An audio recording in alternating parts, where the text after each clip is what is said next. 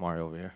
I feel like obviously since your last fight, the narrative has been like all about this Jose Aldo fight. But now you had an opponent in Cheeto. You got maybe a better opponent in Patchy Mix, and now you're only a handful of days away from actually getting back in the octagon. So I guess how's camp been? How's life been? And how's it been to be able to talk about something else besides the Jose Aldo fight?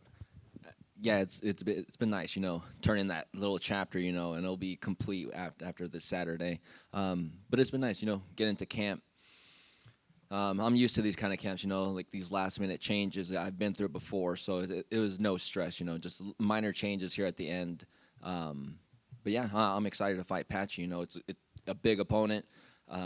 He's very skilled, so I'm excited to challenge myself against him. You seem like someone that wouldn't really care about who brings the most attention, but I feel like maybe in the UFC fans' eyes, Cheeto might be more popular, but in the diehard MMA fans, they've been clamoring to see Patchy Mix. So have you seen any reaction to the opponent change, either better or for worse, or are you just someone that doesn't pay attention to what the fans kind of focus on, and you just like Patchy as the opponent? No, I've seen, like you said, like the diehard fans, like they know who Patchy is, and we all know who Patchy is and how good he is. So that's what makes me excited for this fight. He hasn't been in the UFC before, but I think he brings a lot to the table as far as like a following and definitely skill set. So I'm just excited to go out there.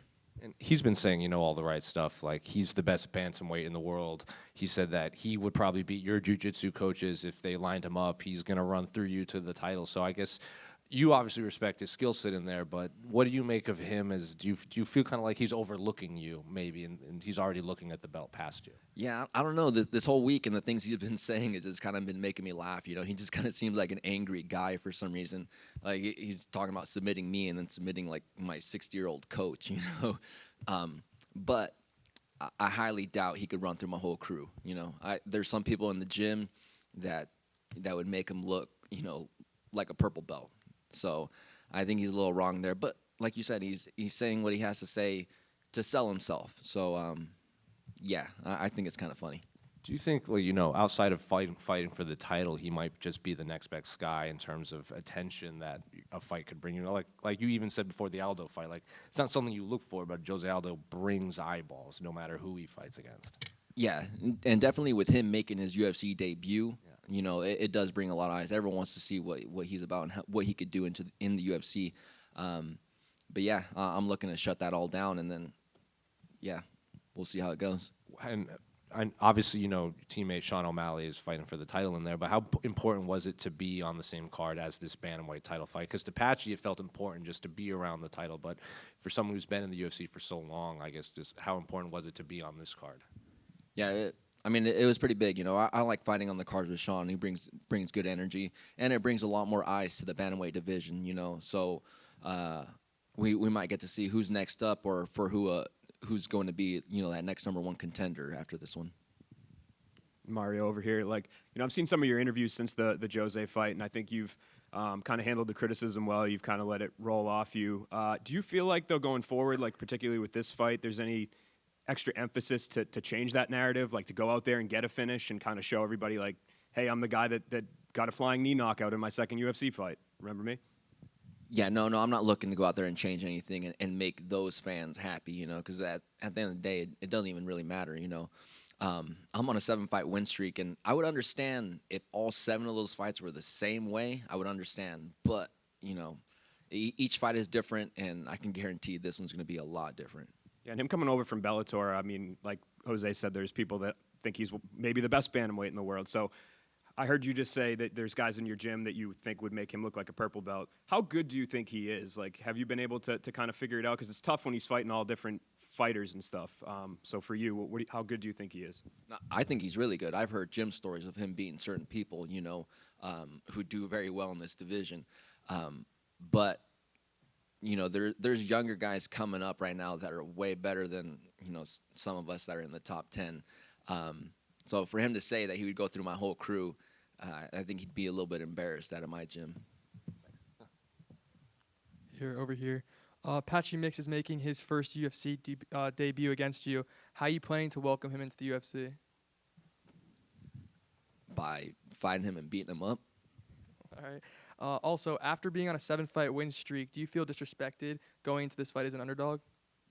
No, he's has a great record. I think he's on a 7-fight win streak as well. He's 20-1, a champion outside the UFC, and no, I don't. I usually don't even pay attention to that stuff anyway. Mario, right here. You said you actually met Patchy after the Blackshear fight and that you guys talked briefly, and it was a pretty respectful exchange. Have any of those feelings changed towards him now that he's been talking trash a little bit in the lead up to the fight? No, because I kind of see like through that whole like front that he's putting on. I think who did I fight? I think I fought Blackshear, and he seen him in the elevator, and he congratulated me and said, "Oh, I'm a fan." So that's why I think it's kind of funny, that he's just putting on like this tough guy kind of act. So yeah, it's whatever. He has to do what he has to do. A lot has been made about his BJJ throughout his career and in the lead up to this fight, but you've shown some pretty sick grappling yourself throughout your career, and you train with some very high-level grapplers in the gym. Do you feel like your grappling's being a bit overlooked here, and could you see yourself potentially getting a finish on the ground? That's his wheelhouse. That's where he's best at, and I think I'm better in a few more other areas than him.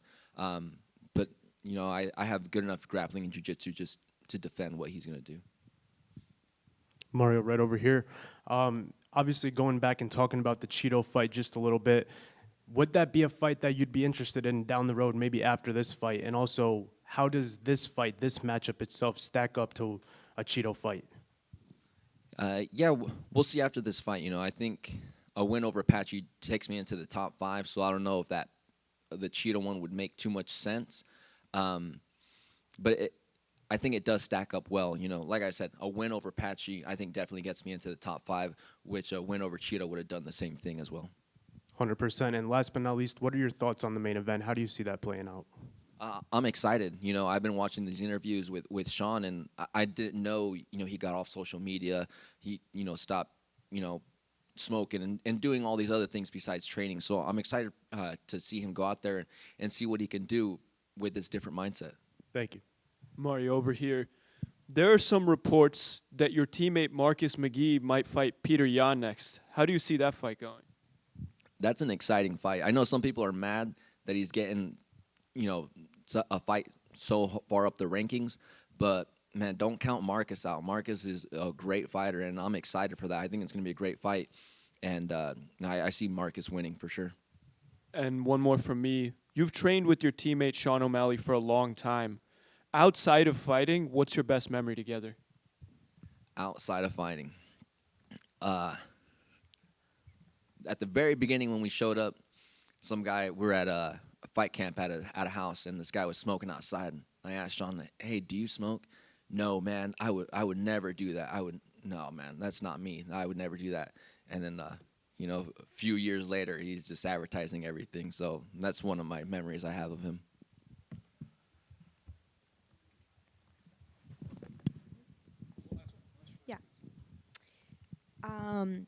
How was different for you, camp, after you knew Cheeto was out of the fight?